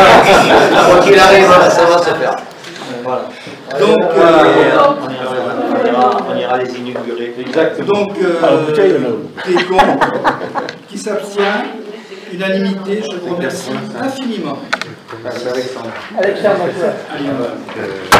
Je vous fais part par l'Assemblée de la volonté de la commune de procéder à différents travaux de rénovation dans certains bâtiments communaux, notamment de divers travaux dans le local mis à disposition de l'association de la DMR, de la salle Favier et à la mairie. de réfection de toiture du logement accolé à l'hôtel de ville, de remplacement de l'horloge de l'église, de l'aménagement de l'acoustique de la cantine, du groupe scolaire Charles Piquet et la pose d'éclairage LED dans les classes de l'école. Il y a donc lieu à ce jour de valider le coût prévisionnel de cette opération qui s'élève en tout à 84 898 € hors taxes, soit 6 760 € hors taxes pour les travaux divers dans le local mis à la disposition de la DMR, de 7 520 € de peinture de la salle Favier, de 3 980 € hors taxes de peinture à la mairie, de 16 962 € hors taxes de réfection de toiture du logement adjacent à la mairie, de 1 555 € hors taxes pour le remplacement de l'horloge défectueuse de l'église, de 9 120 € hors taxes d'aménagement de l'acoustique de la cantine et enfin de 9 000 € pour l'éclairage LED des classes. Donc je propose de solliciter le Conseil départemental 13 une subvention au titre de l'aide aux travaux de proximité. Le Conseil municipal, oui, m'en exposé, considère la nécessité de procéder aux travaux et sollicite le Conseil départemental 13 la subvention correspondante au titre du dispositif d'aide aux travaux de proximité. Et autorise le maire à signer, bien sûr, toutes les pièces utiles afin de mener à bien cette affaire. On a fait la peinture de la mairie, on a fait un feuille d'or. Non, je sais pas, c'est pour le nouveau maire qui va arriver ou parce que 3 980 pour de la peinture. Ça se peint toute la mairie. C'est que ce qu'on fait. Tous les étages. Tout l'étage. Et puis il y a un peu des travaux préparatoires, hein, parce que la peinture quelquefois se porte mieux que le plâtre qu'il y a en dessous. De quoi? Quelquefois c'est la peinture qui tient le plâtre. Oui. Par ici, ça devrait plutôt être l'inverse. Non, je croyais qu'on faisait un nouveau pour le maire qui allait arriver, voilà. C'est le même escalier. Donc je vous propose de passer au vote. Qui est contre? Là c'est pareil, hein, je suis désolée, mais c'est des travaux, la mairie quand on la voit et quand on voit les autres villages, on se dit que pourquoi vous n'avez pas pensé avant à tout ça, hein? On a pensé avant, on l'a fait. Mais bon. Donc je réclame qu'on passe au vote. Qui est contre? C'est ça tient. Mais c'est de la faute du département, bien sûr. Juste pour rappeler, celle-là aussi était déjà l'année dernière, donc c'est pas simplement juste pour nous. Donc, deux autres dossiers qui sont liés avec le SMED 13. Mais on a voté là? On a voté. Si, ça a été voté. Ça a été voté. Allez. Donc, deux dossiers liés avec le SMED 13. C'est l'aménagement dans la commune. Donc je vous fais part du contenu de ces deux conventions de financement entre le SMED 13 et la commune. La première convention de financement de travaux correspond à l'intégration des réseaux de communication électronique dans l'environnement, programme 2019, du chemin du Touret Est. Alors pourquoi Touret Est? Parce que le SMED a fait l'Est est sur Mossane, l'Ouest est sur le Paradou, et il y a les mêmes subventions de part et d'autre, mais nous, on prend notre part. On ne fait pas les mêmes travaux. Alors, le coût estimé d'opération est de 11 689 € hors taxes, intégralement financés par la commune. Et la deuxième convention concerne les travaux correspondant à l'intégration des ouvrages de distribution publique de l'énergie et électronique dans l'environnement du projet CLCA, en fait l'enfouissement des câbles EDF et par le SMED, et donc c'est également situé sur le côté du Touret Est, du chemin du Touret Est. Donc j'indique que le coût estimé de l'opération est de 74 426 € hors taxes, dont 29 770 € financés par le SMED 13 et 44 656 euros avec la participation de la commune. Donc le conseil municipal, oui, m'a exposé, autorise monsieur le maire à signer une convention de travaux telle que présentée et donne tout pouvoir à monsieur le maire pour la présente délibération. Il y a mis des fourreaux en attente. On a tout tiré en attente. Actuellement, sur le chemin du Touré, et vous avez pu le voir, est refait. Les lampadaires sont en place, il reste la mise en place des câbles et puis l'emplissement des câbles dans les gaines existantes, parce qu'on a tout prévu avant, de façon à ne pas faire de voiture. C'est mieux. Faut-il mettre des câbles encore? Oui. On vote. Bon, alors, on passe au vote. Qui est contre? Qui s'abstient? Merci, à l'unanimité. Vous avez les conventions de se mettre dans le dossier. Alors, encore un autre point. Je fais part au président du conseil municipal le contenu de la convention de financement entre le SMED 13 et la commune. Donc cette convention de financement correspond aux travaux de renforcement basse tension du poste WIS qui est situé de chemin de Saint-Roman sur la RD 13 de Mouriès. RD 5 de Mouriès, pardon. Monsieur le maire indique que le coût estimé de l'opération est de 47 500 euros hors taxe, dont 38 000 euros hors taxe versés par le SMED 13.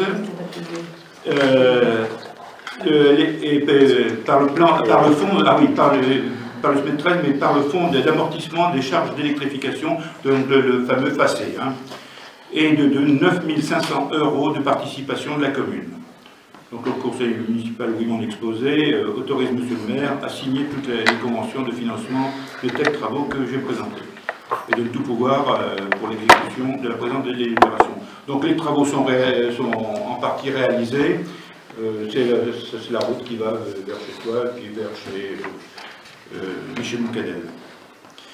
Donc, c'est une bonne chose parce que là, les chutes de tension étaient très importantes et pénalisaient bien sûr tous les équipements électroniques que vous avez tous dans vos maisons.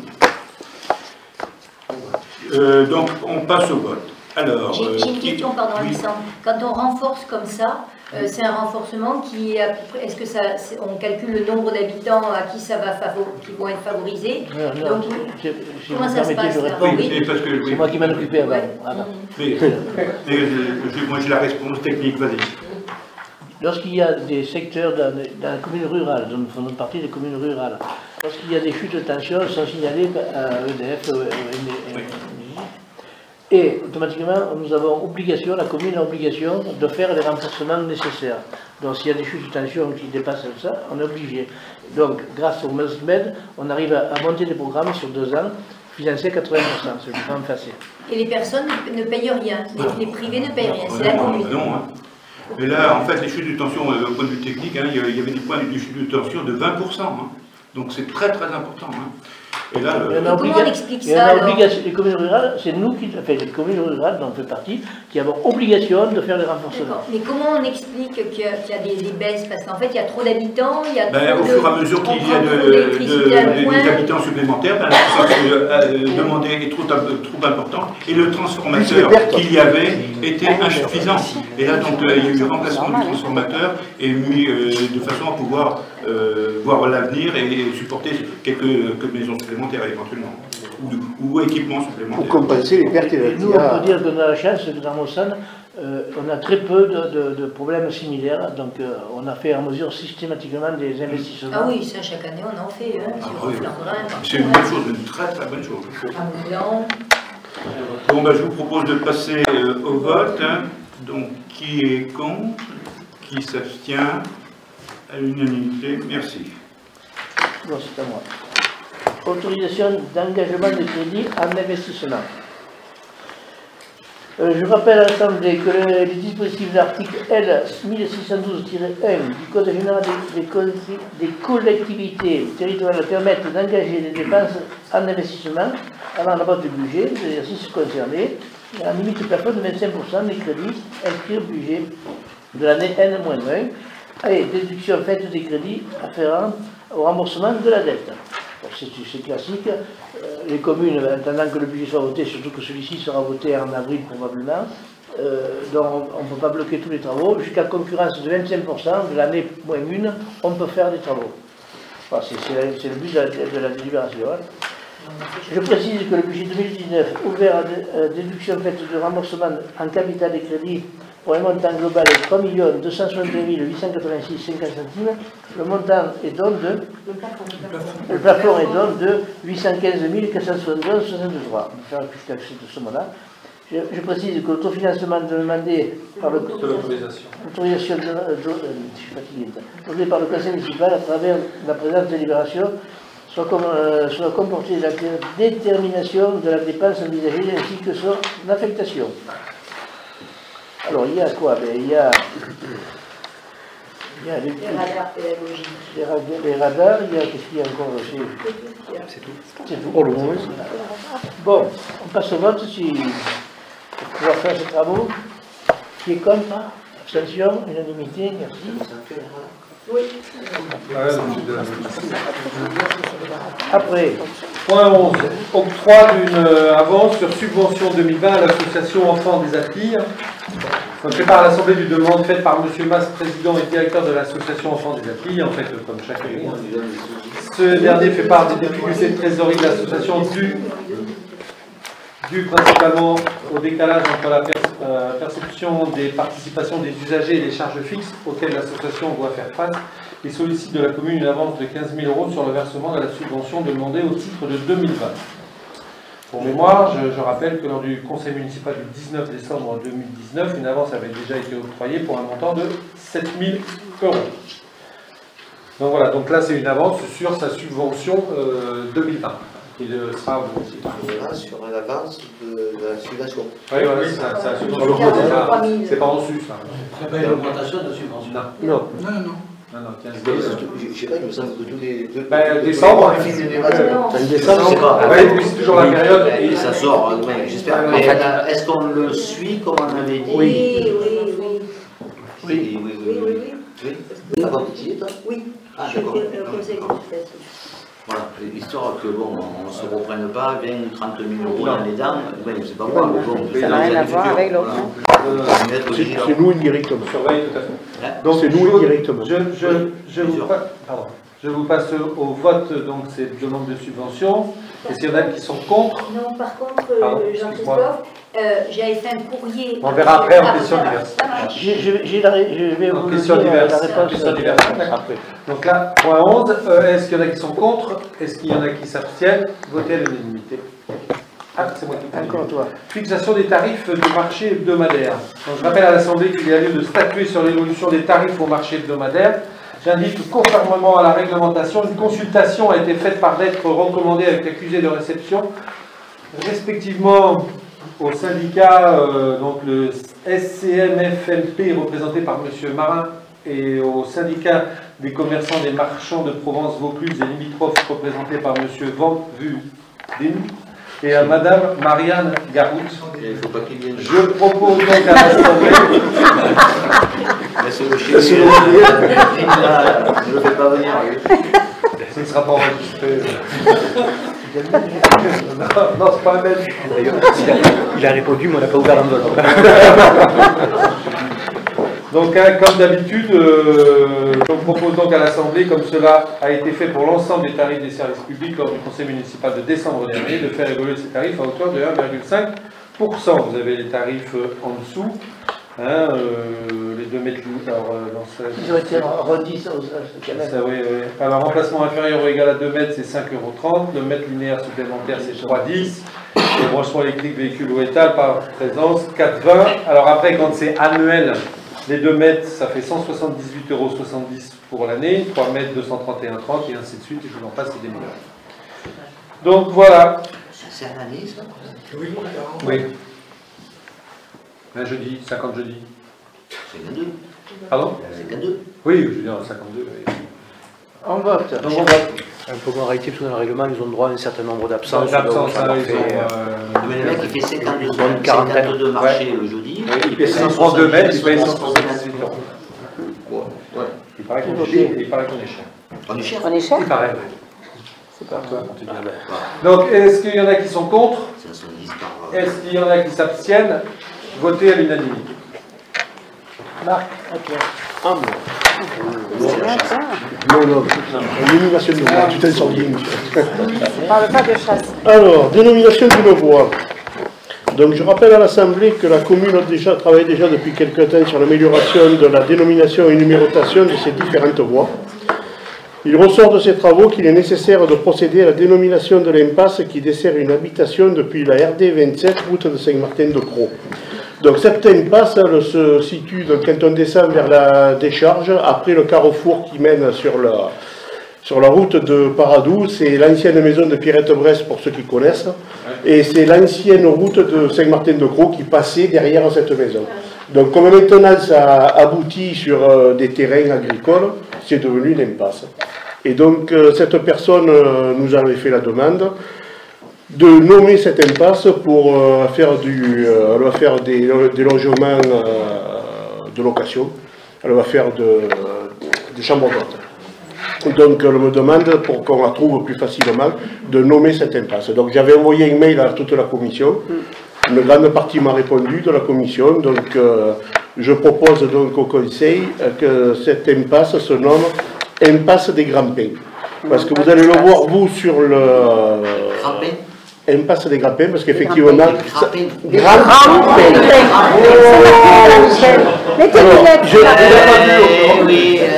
C'est marqué là. Attends, juste une chose, ce qu'il y a d'inscrit sur le... C'est pas l'espace des Grands-Pins, mais c'est bien impasse. Parce que j'ai dû à un moment donné mal m'exprimer lors de l'enregistrement quand j'ai demandé à ce que ça soit nommé impasse des Grands-Pins, et il a été reporté espace des Grands-Pins. Voilà. Mais on vote pour impasse des Grands-Pins. Voilà. Donc, qui est contre cette nomination? Qui s'abstient? À l'unanimité, merci. C'est ce que je demande, voilà, que ça soit corrigé et qu'on nomme impasse des Grands-Pins. Ok, l'unanimité. Unanimité, merci. Alors, maintenant, regarde, il est déjà debout, il est déjà debout, pour le dos. Ou putain, il y a pour le dos. Qu'est-ce qu'il nous a donné ce coup-ci? L'impasse. C'est pas l'espace. C'est le dos. Ah, c'est magnifique. La jarre, elle est magnifique. Elle est installée dans le jardin d'espace Agora.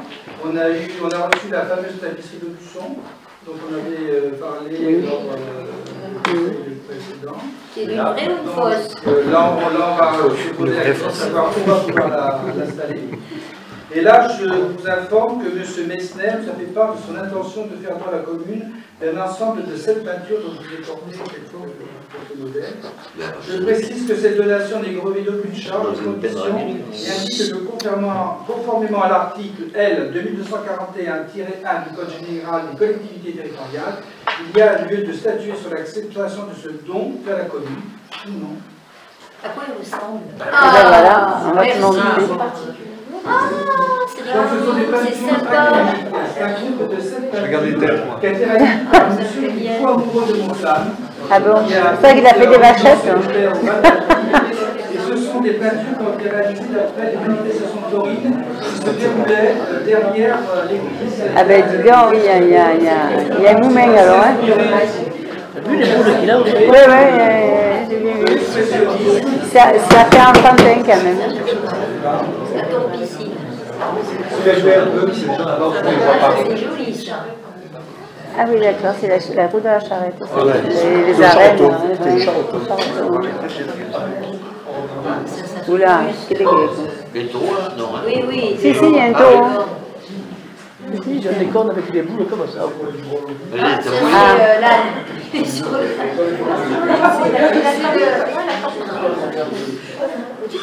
C'est le fort cadeau. C'est assez bizarre, hein, comme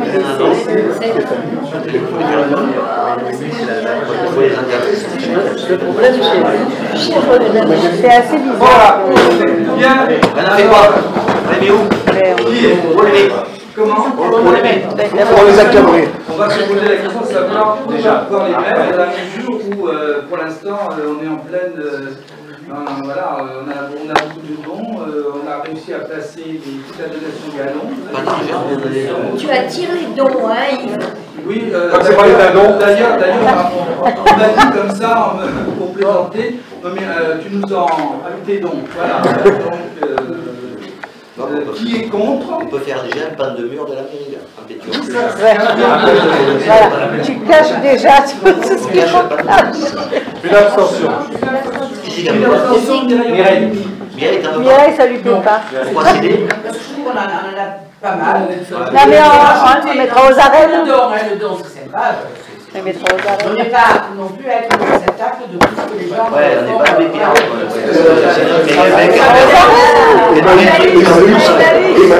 On va chercher.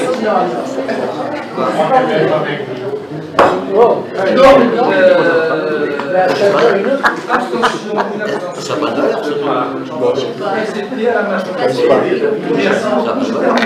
Merci. Monsieur Boucadet. Mon dernier. Approbation du lagon. Doucement, on comprend pas. J'informe à l'Assemblée qu'avec l'autorisation de la commune de 1983, M.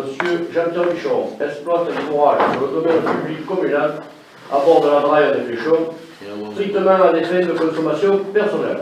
Sur la forme, il est proposé ce jour d'établir et approuver une convention d'occupation du domaine public par laquelle les droits et obligations de chacune des parties seront fixés.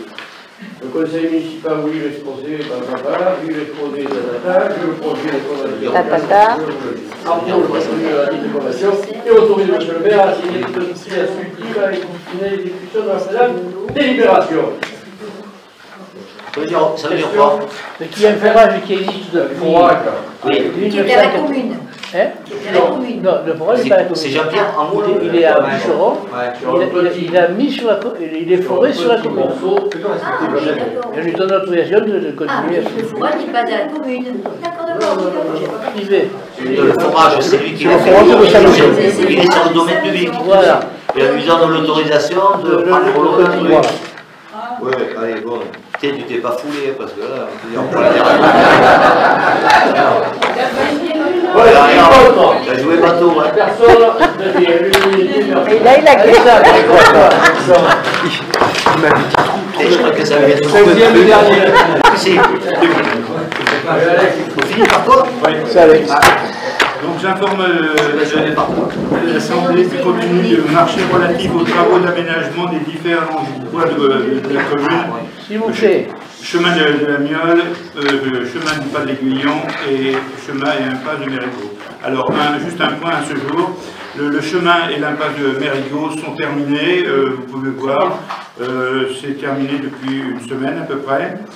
Les travaux concernant le chemin du Pas de l'Aiguillon ont démarré il y a une dizaine de jours. Donc on devrait les terminer d'ici une petite quinzaine de jours, je pense, parce qu'on a eu un petit retard parce qu'on a eu un problème technique en bas du chemin, mais je vais vous en parler après. Et puis les travaux concernant le chemin de la Miole vont se poursuivre après le Pas de l'Aiguillon. Donc je rappelle à l'Assemblée les caractéristiques de ce marché de travaux à procédure adaptée, MAPA, décomposé en 2 lots qui a été attribué lors du conseil municipal du 28 novembre 2019 de la façon suivante. Le lot numéro 1, donc c'est la société Eiffage, route de Méditerranée d'Alpes-Vaucluse, boîte postale 40024, route de Lille à Nice-sur-Seine 84 301, Cavaillon-Sédex. Donc pour le chemin de Mérigot pour un montant de 104 400 € hors taxe, transfert, et impasse de Mérigot pour un montant de 12 605 €, tranche optionnelle. Le lot 2 concerne le chemin de pas de l'Aiguillon et le chemin de la Meule. Donc c'est la même société, EFA, je ne vais pas redire toutes ces coordonnées. Donc ce marché concerne pour un montant de 115 656,50 € hors taxe, offre de base. Alors j'indique que dans le cadre des travaux du lot numéro 2, des travaux supplémentaires et divers issus des contraintes techniques imprévues au stade de la conception du projet doivent être réalisés concernant le dévoiement du réseau du canal d'arrosage au chemin du pas de l'Aiguillon pour un montant de 4 777,60 € hors taxe. Ces travaux permettront un aménagement du fossé dédié au pluvial. Donc, le conseil municipal, oui, mon exposé, autorise M. le maire à signer l'avenant numéro 1 du lot numéro 2 concernant le chemin du pas de l'Aiguillon et le chemin de la Meule, du marché relatif aux travaux de rénovation des diverses voiries communales telles que survisées. Voilà, donc je demande au M. le maire de tout pouvoir pour pouvoir l'exécution de la précédente délibération. Donc, en fait, pour faire simple, lorsqu'on a commencé les travaux au pas de l'Aiguillon, en bas de... il y a beaucoup de gens, aujourd'hui, on dit, mais les travaux du pas de l'Aiguillon, quand est-ce qu'ils commencent? Ils sont commencés depuis une dizaine de jours, mais on a rencontré une difficulté, notamment sur les réseaux de l'écoulement pluvial et sur l'eau de l'Aza. En fait, on a eu des plans, et c'est encore une fois dans la commune, et on est victime du passé, où les réseaux n'ont pas été identifiés, et quand on donne un coup de pelle, on arrache quelque chose, on pense que c'est ici, et manque de peau c'est ailleurs. Et donc il faut corriger le tir et remettre tout en état. Alors, une question, Alexandre. Est-ce que maintenant c'est bien archivé? Plus que ça, il y a des plans de recollement qui sont refaits et c'est archivé à chaque fois. Mais au moins on fait une mise à jour pour l'avenir et c'est ce qui manquait. Et il manque encore beaucoup de choses dans ce domaine-là. Et c'est pas le premier problème que je rencontre, c'est le énième problème que je rencontre. Là c'est un problème de recollement de l'Aza. De l'Aza. En fait, sur le plan il est là, en réalité il est bon, comme ça se passait souvent. Et par qui sont financés ces chemins? En partie? Non, là c'est des enveloppes de proximité. Enveloppes de proximité. Non, c'est toujours le VDAL 35%. Ah, pourtant. Il y avait Mérigot, l'Aiguillon et la Meule dedans. C'était enveloppe de proximité. Non. C'est le VDAL 2017. Mérigot. C'est ce que je disais tout à l'heure. C'est ce que je disais tout à l'heure. C'est le prix des enveloppes. Après, il y a des enveloppes. Oui, sur ces chemins aussi.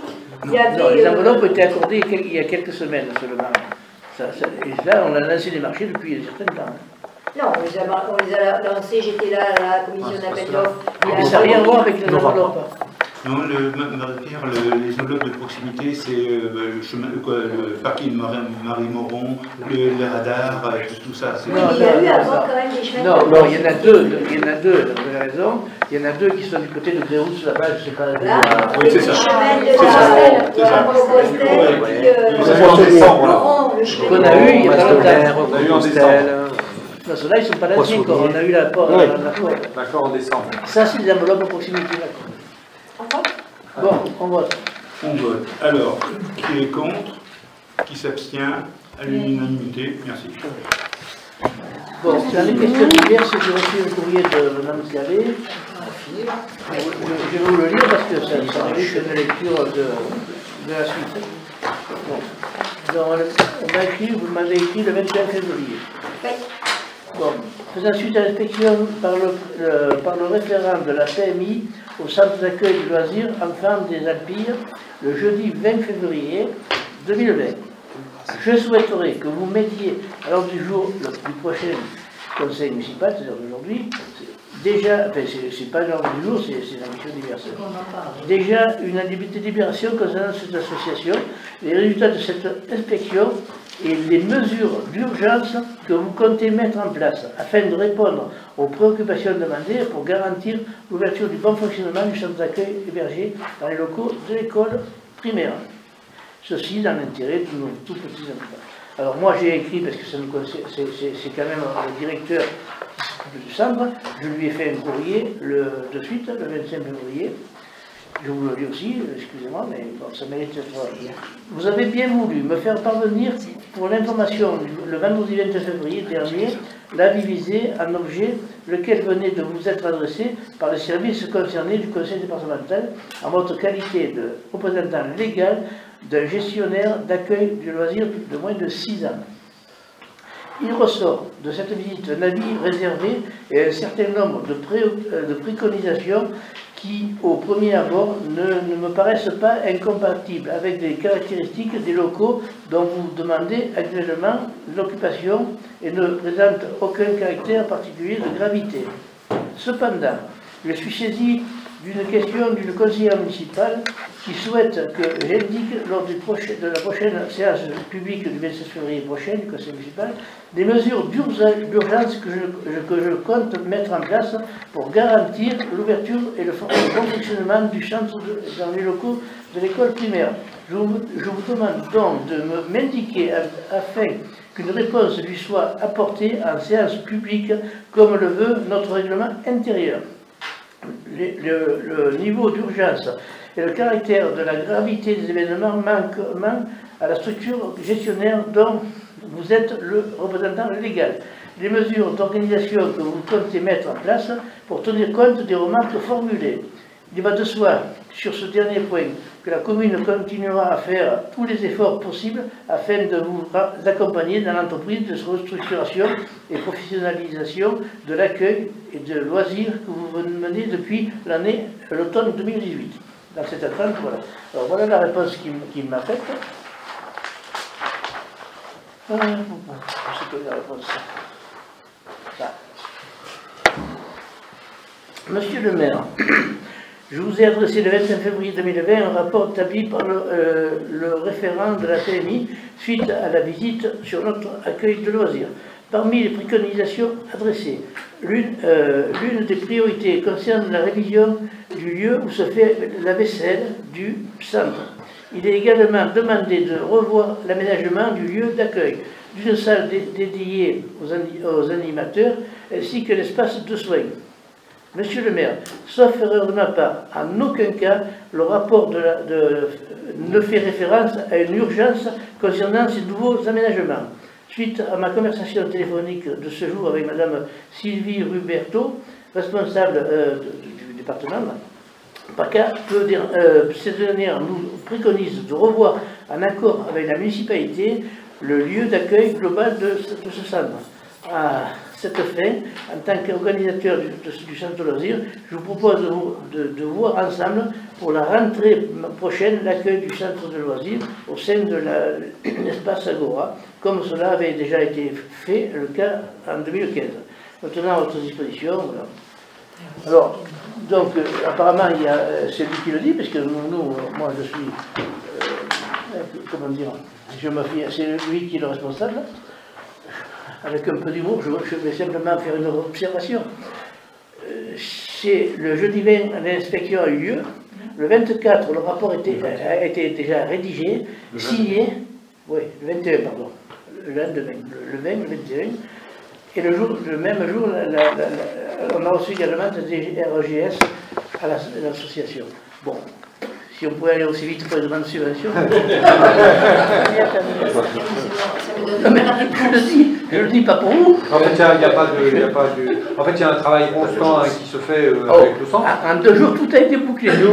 Nous quand le centre est contrôlé régulièrement, nous déjà, on n'est pas informés de ce rapport. Hein. C'est pas à nous d'être informés sur le rapport. Hein. C'est la personne, le gestionnaire, hein, donc M. Mass, qui en est informé. Là, il nous l'a envoyé voilà, à nous. Voilà, mais bon, après, on travaille là-dessus ensemble comme on a toujours fait. Voilà, parce que là, il faut un lave-vaisselle, des tables un peu plus basses, mais il n'y a pas une notion de mise en danger des enfants, une mise quoi que ce soit. Voilà, il faut une classe supplémentaire pour mettre avis réservé. Non, mais il n'y a que 3 avis, c'est avis défavorable, avis favorable, et il y a au milieu avis réservé. Donc quand il leur manque un lave-vaisselle et 2 tables qui machin, ils mettent avis réservé, mais ça ne veut en aucun cas la fermeture de quoi que ce soit. Non, mais le cas d'urgence, il n'y a pas d'urgence, il y a largement le temps pour mettre en place l'été prochain ou en septembre. Si, mais moi, par rapport aux enfants et aux parents, il n'y a pas de souci. Les enfants et les parents n'ont pas lieu de s'inquiéter. Vous allez acheter à la vaisselle, vous allez faire quoi? Ben, on va déjà attendre. Ah, donc il va aller à la cantine. Après, on va voir. D'accord. Donc aujourd'hui, vous avez, d'accord, vous avez rien mis, vous n'avez pas... Bon. Ben, déjà c'était jeudi, donc j'ai répondu. On est aujourd'hui jeudi, c'était donc vendredi le rapport, voilà, nous on n'est pas censé l'avoir, c'est d'abord un monsieur Mas, on se voit là il est au ski, donc là ils sont dans les Pyrénées, donc voilà, après oui on entame des discussions comme on fait à chaque fois, comme tout. Mais donc vous allez répondre positivement à ce qui a été demandé, voilà. Si ben, on travaille ensemble, de toute façon on améliore les choses. Ça, bien évidemment c'est la mairie qui gère, mais donc vous allez mettre en place ce qui a été demandé. Bah oui, voilà, évidemment. Évidemment. C'est à lui de nous demander après ce qu'il veut pas. Il est prévu de se rencontrer. Nous on travaille dans l'intérêt, dans lui c'est lui professionnel, et s'il veut aller à Agora comme c'était avant, s'il veut des classes supplémentaires, il donne des classes supplémentaires. Voilà. Est-ce qu'il y a d'autres questions diverses? Oui. Qui c'est qui a dit oui? Michel. Et Christine va passer avant moi. Ah. Christine passe d'abord. Est-ce qu'il n'y a plus de questions? Non, mais après, c'est pas une question, mais moi, je pense que les sortants comme ces deux derniers, là, si, je sais pas, si on veut dire un mot. Je vais dire un petit mot. Voilà, je pense que ça sera, c'est bien. Ouais. Un petit mot très court. En adressant d'abord à M. Sautel. Monsieur le maire, cher Jacques, eh bien nous y voilà. Dernier conseil municipal que tu présides, en ce 27 février 2020. Il ne semble pas possible que d'ici quelques semaines, tu quitteras définitivement la mairie. Après 43 ans de bons, très bons et loyaux services. Que ce soit les agents communaux, les élus et surtout les administrés, nous serons tous un peu orphelins de notre mère, et même, devrais-je dire, de notre père. C'est pas possible, ça. Car, en bon père de famille, tu as conduit notre village vers l'excellence, et tu en as fait ce qu'il est aujourd'hui et que nous envie. Donc, au nom de tous mes collègues et des Mossaniers, je te dis merci, monsieur le maire, merci, Jack, et bien sûr, nous ne t'oublierons jamais. Non, il n'est pas mort.